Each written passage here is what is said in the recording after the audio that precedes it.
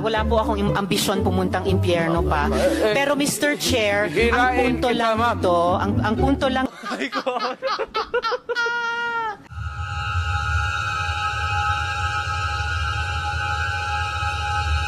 Thank you, Mr. President. Salamat kayo, Mr. Now, what is guilt is personal.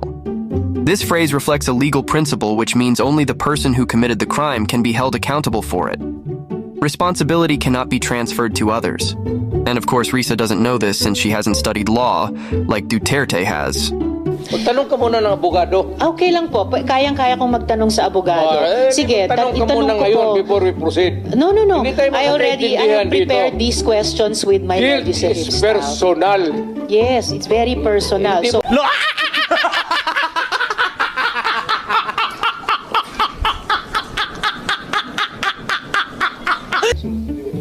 You know, ma'am, can I ask for a recess of just a it's few all right, minutes? Mr. Chair. Yes. Hearing suspended. Can the chair talk to the senator? So now you know. The reason Duterte requested a recess was to save her from further humiliation because of her ignorance. Who wouldn't be stressed talking to a senator who can't keep up, like a clueless fifth grader?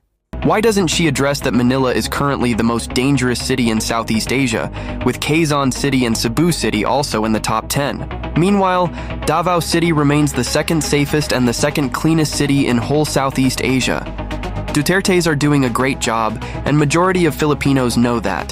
So I don't understand why most senators, especially Risa Hontiveros, are still fixated on the previous administration's drug war when it was a successful operation, with 1.4 million drug addicts surrendering and the country's crime rate dropping by 73%.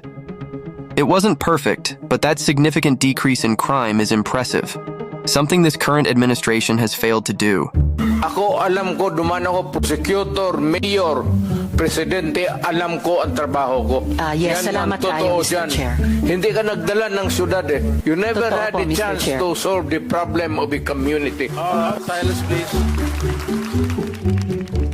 so mas okay Walang pong trabaho. patayin sila kesa ipreso Wala ko pakialam sila. dyan sa kriminal, ma'am. Yes, Mr. Yun ang Chair. gusto nilang mangyari. Doon sila sa impyerno at doon tayo magkita. Well, Mr. sir. Chair. So, Tapusin talaga natin ito. Tapusin natin ito dito ngayon. Huwag tayong umalis dito sa hanggang umaga. Umabot man tayo hanggang umaga bukas. Huwag tayong umalis dito. Tapusin natin dito. Okay, Mr. President, we are